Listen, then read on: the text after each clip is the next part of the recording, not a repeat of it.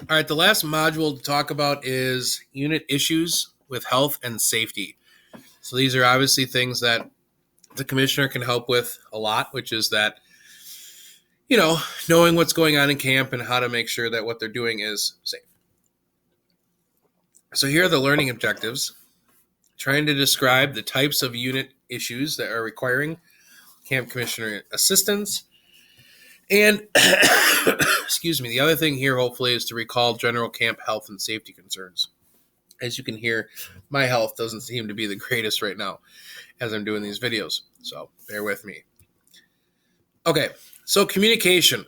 This is usually where a lot of the issues can fall apart in a campsite, just not having good communication, and that can then sometimes lead into having, safety issues. So communication obviously is key. Keeping the communication open and as frequent as you possibly can. Being out there and being visible to the units and making sure they can see you and know anytime you see them, you wave to them, say hi, anything I can help with. Just being informed helps a lot. If there's anything we need to help with or they need help with, let's make sure we handle it accurately and in a timely fashion. And try to avoid the, well, you should have known, or the troop should have known, or it was shared in the, those things, yes, they should have known that, but we can do it more tactfully. We can give them what they need and say, if you need more information, you can find it here. Or this information was located in this spot. Let me go get it for you so I can show you. Maybe you missed it. Communication can solve a lot of these issues. And as the eyes and ears of camp, we encourage you to communicate as much as you possibly can. So, what are some things that could happen in the unit? Most commonly, homesickness. If that's the issue, you could contact our chaplain or a health officer. They're really good at helping give them placebos to get them through it. You may have to deal with the unit plans as you do the inspections, or the evaluations of the campsite. They may need some help putting together some program or activities, or not know what programs or activities are available. Help them out by pointing them in the right direction. And service projects, we can always use those. If scouts are trying to earn the Baden-Powell Patrol Award, they need to do a service project. Giving them a list of ideas and following through with it will be helpful. Let's hope there's not any issues with bullying, but if there are, helping them with them. And if you can't help solve it quickly, let me know and I can help. And obviously, looking out for youth protection issues. If we can catch them in advance, it causes a lot less issues later. As we say, see it, stop it, report it.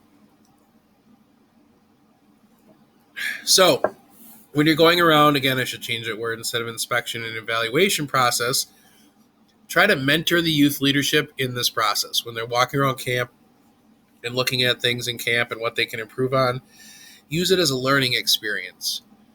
When you're doing the visitation, carry it out with the youth leader or multiple youth leaders. It's always good to maybe have two of them working together, try to solve any issues you may see. If needed, you see a safety issue, involve the adult leaders in the process. Or if there's an adult leader there, have them walk through with it as well so they can see what you're talking about and maybe it can wear off on them helping the rest of the troop. And here we go. Use the visitation to focus on how to help the unit grow. Their camping experience is different in all troops. Some come with a lot of experience. Some, this is the only week during the entire year they do camping. So they may need to have help get some practice on how they can grow in their abilities to have a better leadership and have a better camping experience. So some of the things that I think a lot of the staff will probably need help with, but also the scouts in their entire week, that could be helped with personal health. Obviously, sleep, making sure people are getting enough sleep. That would mean yourself too. Don't be over fatigued by what's going on in camp. Make sure that they rest. They're not overwhelming. They're not playing gaga ball for 8 hours. They're taking their time to rest. Make sure they're eating in the dining hall, eating healthy foods, wearing the right clothing, having the right bedding, making sure people are showering properly, and appropriate footwear. I think all my worst experiences in scouting or camping where I didn't like it was because of my footwear. So we hope that you can help us by encouraging these troops with the facilities, with keeping them clean, by keeping the showers clean, keeping the latrines clean, making sure they're drinking plenty of water. If they don't have a water bottle, go to the trading post, grab one.